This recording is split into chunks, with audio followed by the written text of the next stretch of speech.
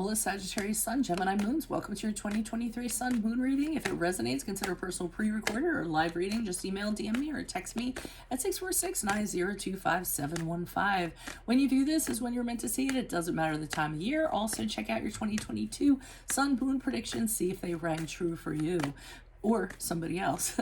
First portion of this reading, I'll go over the traits of your Sun Moon combination, lay out the main cards, and take a quick look at your 2023. The second portion will be the Vimeo link below, where I will have a deeper interpretation of those cards, in addition to clarifiers, with a card of advice for 2023. So Sagittarius Sun, Gemini Moons, you have an insatiable curiosity which has you looking into every nook and cranny life has to offer. The universe is your university, with you being the scholar and gaining knowledge through your adventures. You're not a person to sit still and are well-traveled and worldly. You also ask people many questions and are the first person to do a dare just to see what the outcome will be. Most likely you bore very easily and have many sports, hobbies, and activities to keep you stimulated. If it involves a group or a team and a lot of communication, all the merrier. Highly intelligent with even higher energy levels, your mind is often overly active and you don't require a lot of downtime to recharge your batteries.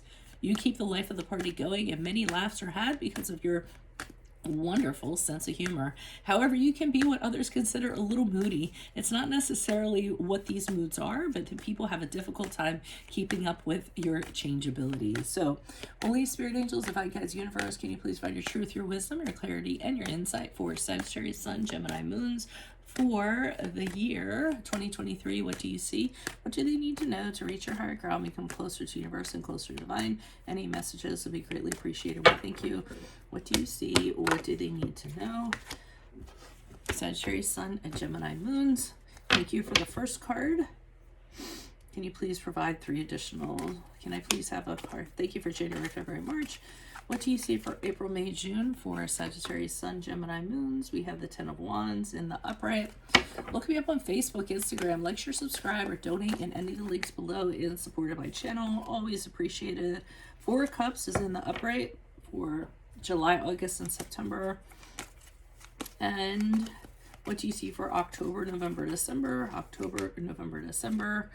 We have the Hanged Man in the upright.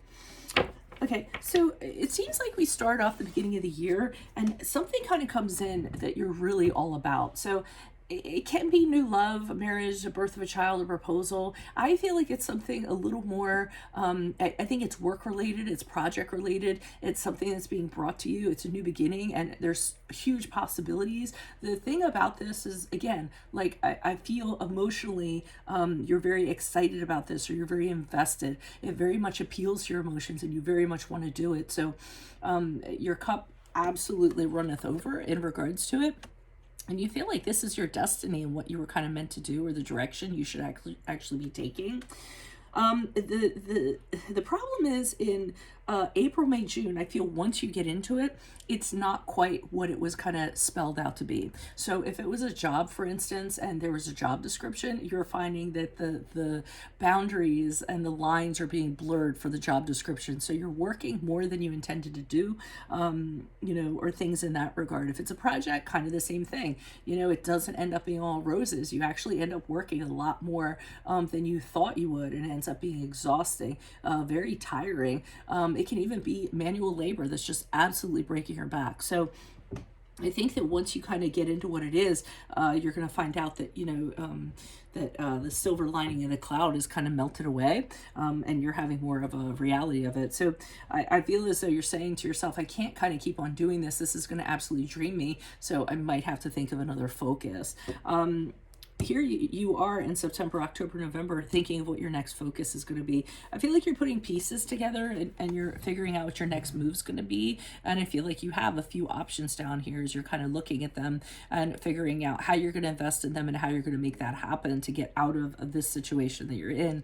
Now, interestingly enough, I feel like when you're getting ready to exit the situation, whatever the entity is or the person or whomever, they come in with this offer and they think it's an offer you can't resist because they want to get you to stay and they want you to stick around, but you aren't even considering it. You're kind of saying to yourself, I don't care what's in that cup. I know what I have to do. This isn't for me, and I'm considering other things, So You can tell you're very apathetic, you're very disenchanted with their kind of presenting to you to kind of get you to stay. And then in October, November, December, the Hanged Man. So things aren't happening very quickly. It seems like you're stuck. Things are on hold. So while you're kind of searching for what your next adventure is going to be or your next endeavor, nothing's really happening. Nothing's really moving in that department. Not necessarily a bad thing. It's usually things that, you really don't have a lot of control over. There's nothing you can do about it. All you can kind of do is sit there and ask yourself, okay, why am I being suspended? Why is there no action forward?